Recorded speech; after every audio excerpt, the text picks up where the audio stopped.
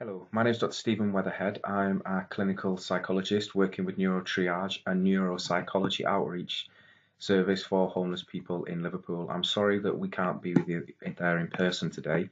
If you would like to keep in touch with us, you can do so via Twitter, obviously, at neurotriage. I'm on Twitter at Steve Weatherhead. And if you want to get in touch afterwards, then our email address is info@neurotriage.com.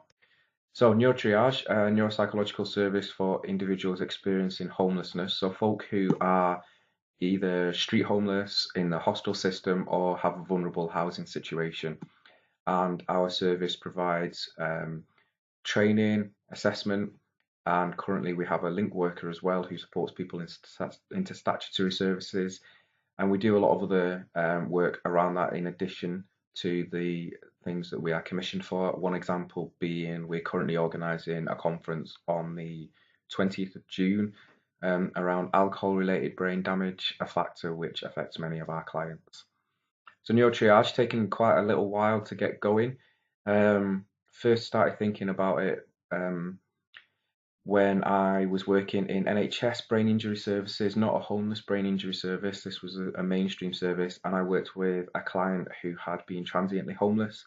And it struck me that despite having worked in these services for a little while, he was the first person I'd worked with who was homeless. Spoke to a few other people working in services, and the same picture arose in that we all provided community brain injury services, but had no or very few homeless clients on our caseload. And then when I looked at existing literature, it showed that roughly half the homeless population sustained a brain injury, many of whom had incurred that brain injury prior to becoming homeless. So clearly, this was an issue, and services such as the Disabilities Trust and some great services over in Toronto and up in Glasgow had been highlighting this need for quite some time, yet it was still an unmet need when it comes to homeless people being able to access mainstream brain injury service. So then in the second year, I started thinking about how we might develop a service. And in year three, we managed to turn this into some action following the support of a wonderful then trainee, now qualified clinical psychologist called Rebecca Forrester, who came on placement with me and started working with people across Liverpool to see how we might develop a provision. We now have that service in place and have been running for roughly 15 months. I just want to talk to you about one of our current and active clients, Pat. Pat's not this person's real name.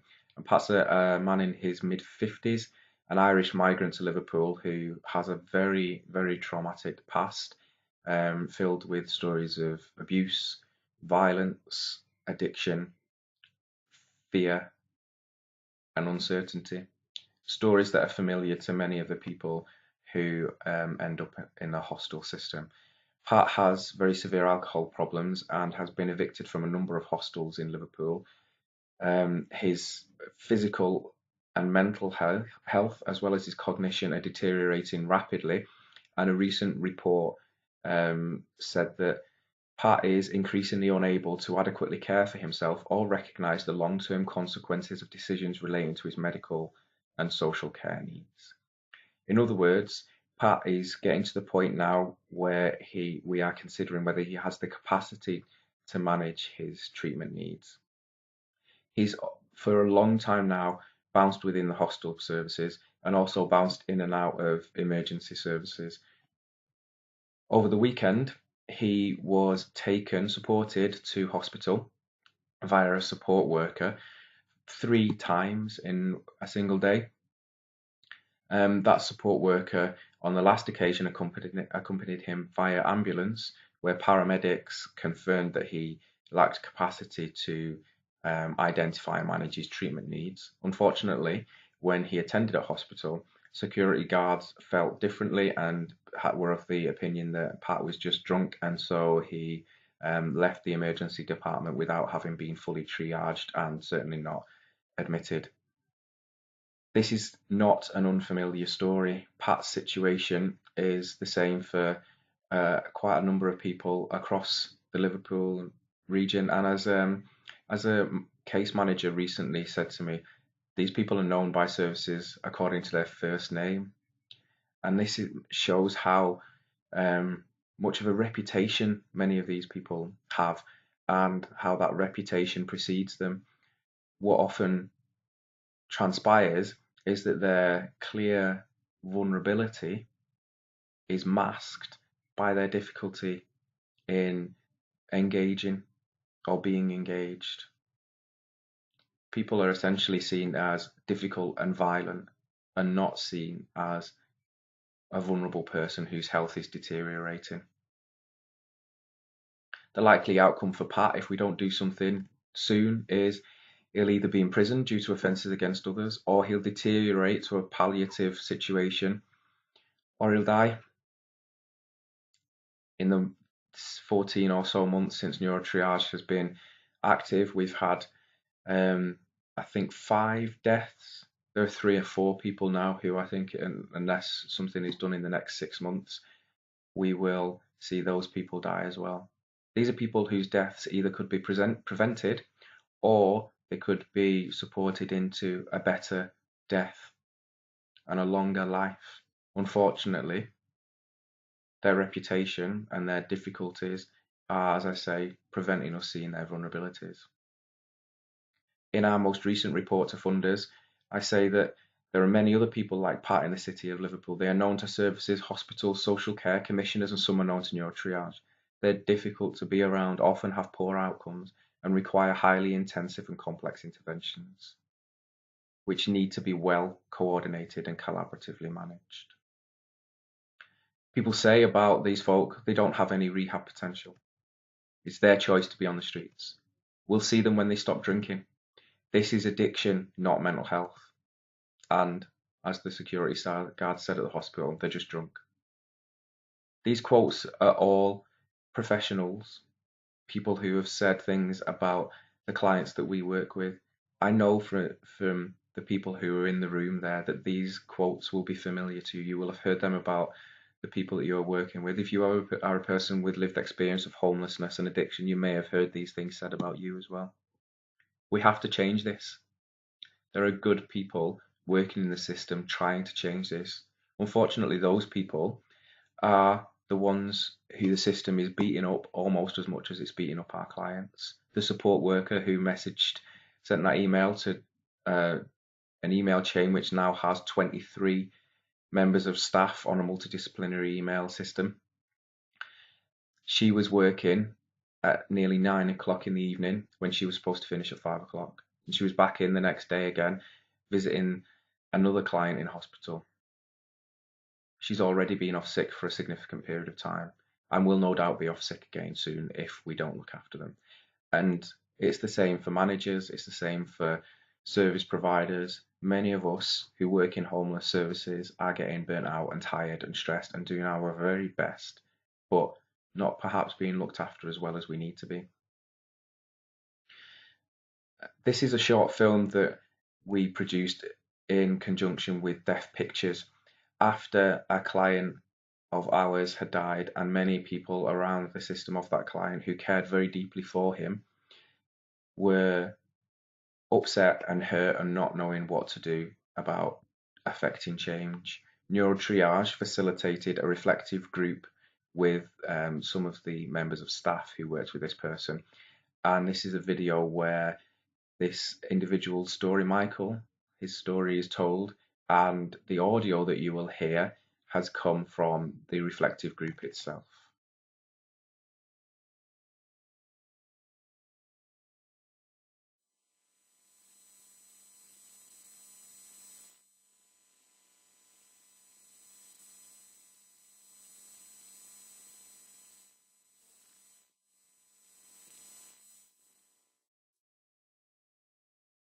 Michael was an example of someone who experienced both homelessness and a brain injury. He died before receiving the specialist support he needed. Following his death, the professionals involved in his care came together to remember his life and explore what could be learned to prevent this from happening to others.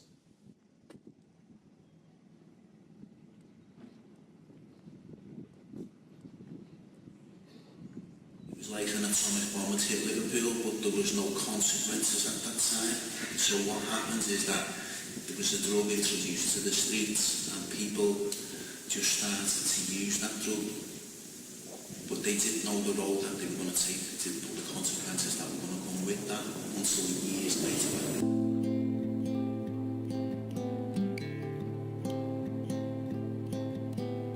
It appears Michael is one of a large and we would like population of people who we work directly with.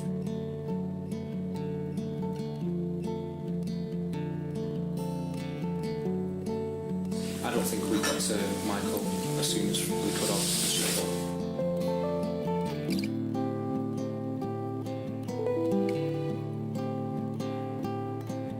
I work for brain injury services, and I think really Michael is a prime example of somebody who should have had brain injury for a long time.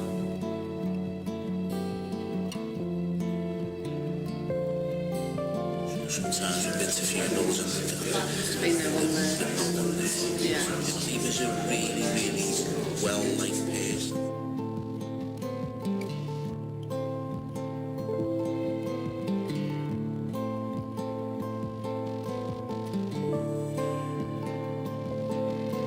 But from what I can remember, there was always that caring, nice side to him.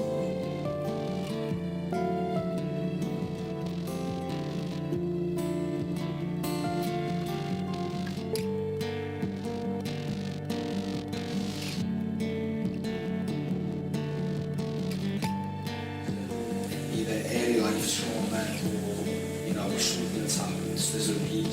This is completely understandable. It's one way of dealing with this horrendous thing.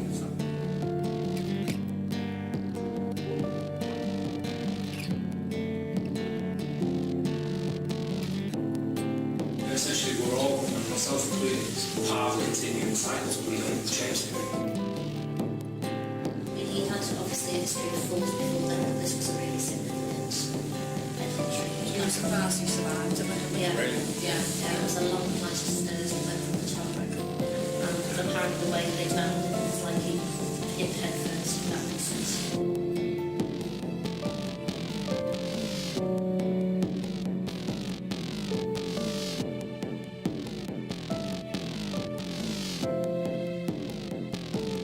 When he came to see me, I always remember his smile and always said, well, you've got an easy life, kind of thing. And he's thinking, it's complicated. And then, as I said, which was very, very sad, is my last memories of him, which are the ones.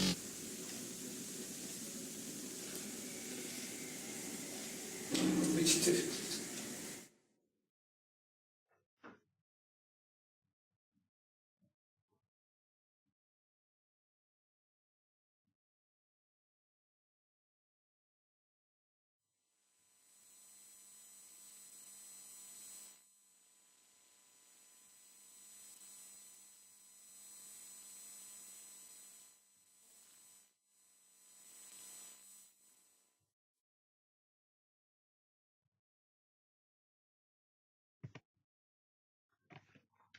In our interim report to our funders, we said that reflective groups and other support systems were essential to homeless staff in order to not only reduce deaths and reduce problems in care, but to enable the good people that are working within our services to maintain their job and do their job to the best of their ability. We ran a second reflective group specifically focused on staff not following a death or serious incident. This was just to see how we may be able to offer support. And one of the things that we did was to ask everybody in the room to stand up and position themselves where one side of the room represented the statement, this role is comfortable and without too many challenges. And the other side of the room represented the statement, this role is extremely hard and has many challenges. As you can see from the crosses on that line, people certainly find that they sit in the more extreme end of those two statements, finding their role extremely hard and having many challenges. This is not a surprise. However, If you were in a job, if we are in jobs where that is our day-to-day experience, that's going to take its toll on us. We also, as part of that session, did the blob tree exercise. So this is where you see that image there on the right-hand side of your screen.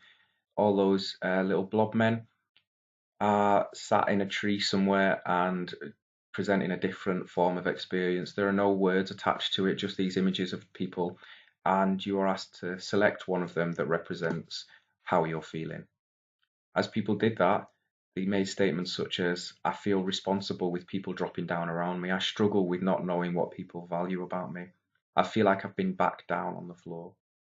Again, if we're experiencing these feelings throughout our work, it's going to have a big impact on us. We're not going to be able to sustain our well-being, and we're not going to be able to continue doing our job to the way that we would like to be doing it. Many people who work in these services are caught between the experience of pathological empathy, where you are so caring, we are so caring, that we keep on seeking opportunities to care and support people because we are not the folk that have a bystander apathy. We don't just walk past struggles. We see it as our responsibility to try and help where we can. And people like the support worker that I mentioned before end up working 5 hours past their shift time finish and then working the next day. Or we get caught in a position of compassion fatigue where we do so much that we can't give anymore, and we stop seeing the person. We stop seeing their vulnerability because it's masked by the impact of their behaviours, the way that they interact, and the way that their struggles cause them to be difficult to be around.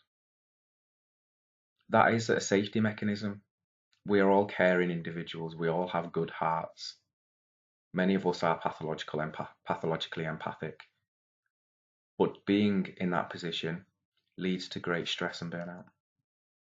We have to care for our carers. We have to care for our staff. That means you have to care for yourselves. When I got a call yesterday afternoon at 4:30, I didn't answer the call because I was with my children. I wasn't in work. That is a very, very difficult thing to do because I know that if I get a call around neuro triage, it's for a serious issue, something that needs my help. And I have to find the balance between giving all that I can and looking after myself and being there for my family. It's not an easy decision to make. I just want to go back quickly to that change cycle that I mentioned at the very beginning. So those of you who have worked in addiction services of any sort, these statements will be very familiar to you in terms of the process. Now, I used it in relation to neuro triage, where we went through the pre-contemplative phase, through the contemplative and preparation phase, from action through to maintenance. The next bit of that can be relapse. And that's a challenge in neuropsychology in homeless services, and it's a challenge in homeless services more generally. And by relapse, I mean being drawn again into a position where we see a need and spend a long time trying to think about what to do in order to address that need. Unfortunately, while we're thinking about it, people are still dying, people are still getting burnt out, and the systems are still failing people. Stress is not some self-generated discomfort that requires us to tough it out. It kills people. It leads to emotional exhaustion and the de-personalisation of self and others. That's a statement from a response to the Francis report, where it was identified that people were not receiving the care that they deserve, largely due to a workforce that was tired and overworked. That is the case for our homeless services. Many of the people who work in them are tired and overworked, but beautiful, wonderful people. We have to implement systems to care for our staff, support our staff, in order to enable them to work as well as they can. When we draw up contracts for reflective groups and clinical supervision, within that there are 3 additional elements that go beyond the usual terms of business. Those 3 things are, firstly, reflective groups should be an adjunct, not a replacement for established support systems within the services. Secondly, people should be enabled to access mainstream services where necessary. Many of the people who work within homeless services how we have access services of some sort. There may be mental health services, there may be addiction services, some form of statutory services.